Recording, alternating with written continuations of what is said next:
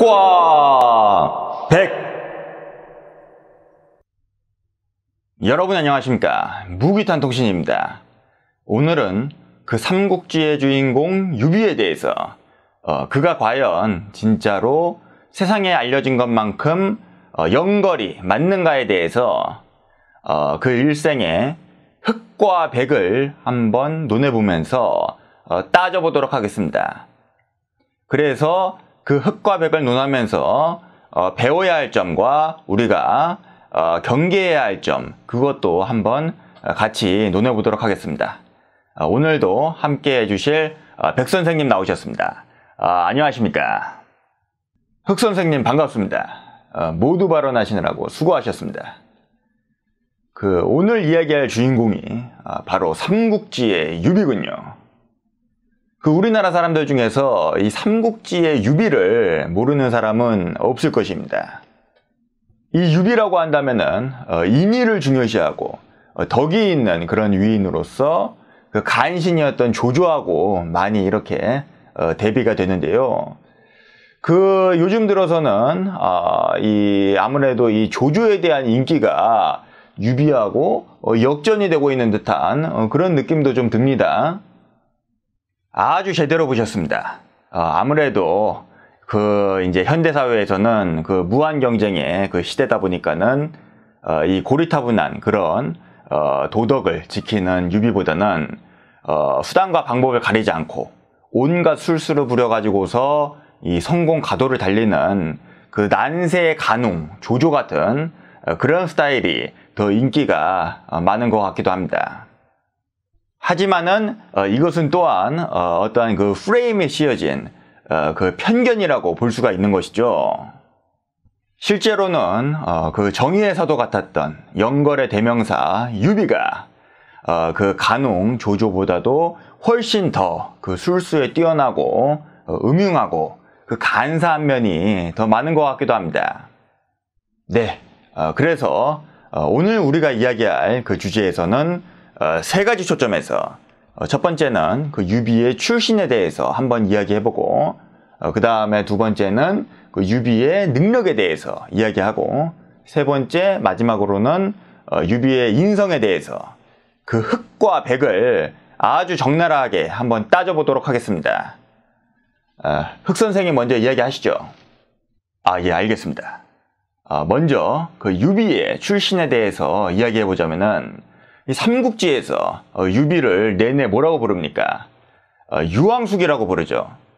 이 황숙이라고 하는 것은 이제 황족이면서 학렬로 따져보면은 이 황제였던 헌제의 숙부뻘이 된다는 것이죠. 그래서 유황숙이라고 그렇게 부른 것이죠. 그래서 이 후광을 가지고서 사람들에게 존경받고 그냥 유비가 거저먹은 것이 얼마나 많습니까? 어떻게 보면은 환관의 자식이었던 조조보다도 훨씬 더 넘사벽에 그런 혈통빨이 있지 않았나 싶은데요. 충분히 일리가 있는 말씀이십니다.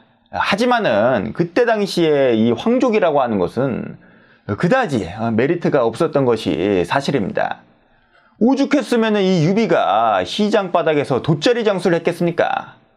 이 유비가 항상 입에 달고 다니면서 하는 말이 자기가 중산정왕 유승의 후손이라고 하는데, 그때 당시에 이 중산정왕 유승의 후손이라고 한다면은 정말 부지기수로 많았고 흔했던 것이 바로 이 유씨 후손들이었습니다. 쉽게 비유를 하자면은 요즘이든 구한말이든 내가 이제 전주 이씨인데, 전주 이씨니까는 내가 조선의 왕족이요 라고 하면서 그렇게 떠버리고 다니는 거랑 무슨 차이가 있습니까? 그게 그렇게 떠버리는 게 무슨 실질적으로 도움이 되는 게 있나요? 옛날에 우리나라 이승만 대통령이 미국에서 독립운동 하실 적에 자기가 전주 이씨 양녕대공파 니까는 이제 조선의 프린스라고 이렇게 명함을 파가지고서 돌리고 다녔다는 그런 이야기도 있긴 합니다만은, 그것은 후광을 이용을 해가지고서 자기가 득을 본 것이 아니라 자기가 가지고 있는 사실적인 코딱지만한 조건을 가지고서 굉장히 유용하게 그렇게 활용을 한 것이라고 보는 것이 맞지 않을까요?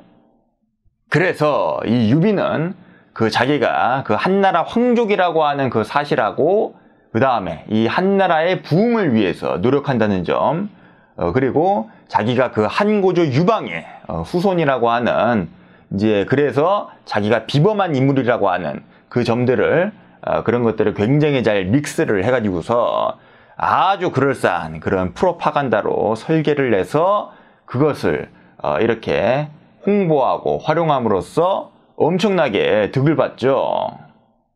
유씨라고 하는 그 작은 건덕지 하나를 가지고서 이렇게 어마어마한 그런 프로파간다를 만들어 가지고서 그렇게 기가 막히게 활용을 해먹은 것은 이 유비의 역량이라고 봐도 되지 않을까 싶습니다. 그리고 이 조조는 환관의 자식이라고 했지만은 집안의 재산이 무진장 많았죠. 게다가 그 집안의 친척들도 인재가 무진장 많아가지고서 그 조조의 그 패거리를 보면은 그 전부 다 뭐 조씨, 하후씨, 무지하게 많지 않습니까? 그런데 이 유비에게는 유씨가 누가 있나요? 에? 전부 다 그 피 한 방울 안 섞인 관우하고 장비하고 이 전국을 떠돌아다니면서 긁어모은 인재들로 그 자기의 패거리를 꾸린 유비야말로 더 대단한 인물 아니겠습니까? 오히려 이 집안빨 가문빨 후광은 조조가 훨씬 더 누렸다고 봐야 할 것 같습니다. 그러니까는 역설적에게도 이 황족이었던 유비가 무에서 유를 창업한 입지전적인 인물이고, 이 환관의 자식이었던 조조는 오히려 나름대로 수저가 좋은 편이었다고 그렇게 볼 수 있겠습니다. 알겠습니다. 그러면은 다음으로 넘어가서 그 유비의 능력에 대해서 한번 이야기해 보도록 합시다. 이 유비를 보면은 관우나 장비를 비롯해서 조자룡 같은 그런 무공이 뛰어난 그런 인재들이 상당히 많이 있었습니다. 그리고 그 제갈공명과 방통 같은 뭐 와룡 선생이니 봉추 선생이니 하면서 굉장히 뛰어난 지략을 가진 그런 지략가들도 상당히 많았죠. 하지만 이 유비가 한 게 뭐가 있습니까? 에? 기껏 해봐야 그냥 이들을 잘 이용해가지고서 잘 활용해가지고서 잘 부려먹었다, 뭐 이 정도 아닙니까? 마치 그 조상이었던 한고조 유방이 장량이라든지 소아라든지 한신 같은 그런 인재들을 잘 활용해가지고서 초안쟁패에서 승리한 것과 데자뷰 같은 그런 느낌이 들기도 합니다. 이것은 그 유씨들의 종특인가요? 여보세요. 에? 그것이야말로 진정한 능력 아니겠습니까? 에? 어떻게 인간이 모든 일을 다 만기침남하고 무슨 슈퍼컴퓨터도 아니고 자기가 혼자서 인간이 그 모든 일을 다 할 수가 있단 말입니까?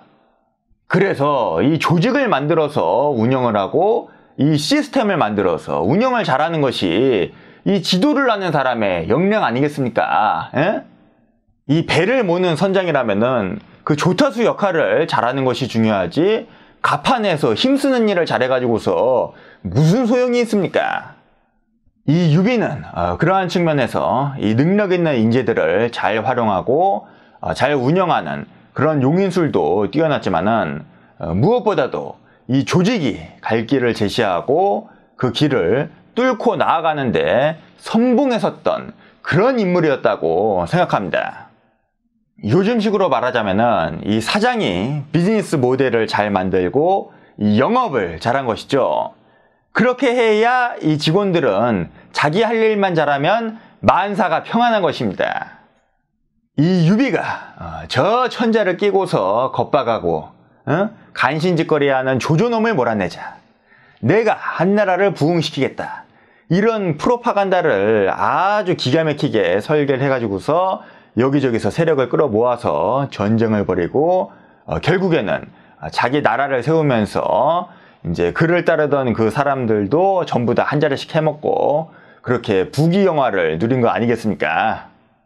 그리고 그렇다고 해서 이 유비가 탁상에서 입만 털던 사람도 아니고 이 전장에서 전쟁을 할 때 뭐 이렇게 뭐 이리 가쇼 저리 가쇼 이렇게 지휘만 하던 그런 사람도 아니었습니다. 이 동료들과 동고동락하면서 솔선수범하고 그 전장의 최일선에서 직접 목숨 걸고서 싸우기도 하고 그 수많은 전투들을 직접 지휘하고 통솔하면서 이 군사적인 역량도 상당히 과시한 면이 있습니다. 단지 부각되지 않았을 뿐이죠. 알겠습니다. 그러면은 마지막으로 세 번째는 유비의 인성입니다. 이 유비의 인성이 얼마나 음흉한지 그때 당시에 이 동시대를 살았던 인물들의 그 유비에 대한 평가를 보면은 아주 적나라하게 알 수가 있습니다. 이 삼국지에서 가장 포악한 인간 쓰레기라고 평가를 받는 그 여포가 자기의 아버지, 양아버지 뭐 그렇게 해가지고서 세 번이나 이 주인을 배반하고 뒤통수 쳤다고 해서 삼성간호라고 하는 그 악명을 얻었는데 도대체 이 유비는 그 자기를 거둬준 군웅들을 몇 번이나 배신을 한 겁니까? 10번은 좋게 배신을 했을 것입니다. 아주 덕망이 높은 척, 인의가 높은 척은 다 하고 말이죠. 그러면서 뒤에서는 음흉한 계략을 꾸며가지고서 그 자기를 거둬준 은인과 그 종친을 뒤통수 치고 땅을 낼름 뺏어먹고 말이죠. 이것이 바로 유비의 참 모습입니다. 이것은 인정하시는 부분이시죠? 그것은 반만 알고 반은 모르는 것입니다. 이 유비는 이해득실을 따져가면서 이리저리 왔다 갔다 한 것이 아니라 처음부터 끝까지 오로지 하나의 목표를 위해서 꾸준하게 자기의 길을 간 것이죠. 다만 이 세상이 엎치락 뒤치락 하면서 이 세상이 흔들리는 것인데 이 유비는 한결같이 가만히 있는데 이 세상이 흔들리니까는 이 유비가 흔들리는 것으로 그렇게 착시현상이 보이는 것입니다. 이런 유비의 한결같은 그런 신념이 있었기 때문에 그 시장 바닥에서부터 이 관우라든지 장비라든지 이런 도원결의를 맺은 의형제들이 수십 년 동안 죽을 고비를 넘기면서 개고생을 했음에도 불구하고 끝까지 이 유비를 따라간 거 아니겠습니까? 이들의 의리가 그 증거라고 할 수 있겠습니다. 그리고 그 외에도 이 유비가 지나가는 곳마다 유비가 통치하는 곳마다 그 군민들이 자발적으로 이 유비를 따랐다는 것을 보면은 굳이 이 유비의 인성이나 그 인간적인 매력을 의심할 필요가 없겠습니다. 다만 이 유비의 인성적인 면에서 그 성격적인 면에서 우리가 경계하고 반면교사로 삼아야 될 그런 점이 있다면은 이 적에게는 물론 굉장히 음흉하게 그렇게 되었지만은 이 동지들에게는 너무나도 의리를 중요시했기 때문에 이 의리 때문에 중요한 순간에서 미련하게 고생하거나 대사를 그르친 일이 많았다는 것입니다. 하지만 이 부분도 오히려 이 유비의 인간적인 매력을 부각시킴으로써 이 유비를 영원한 삼국지의 주인공이자 중국 역사의 영걸로서 사랑받게 하는 그런 부분이 아닌가 싶습니다.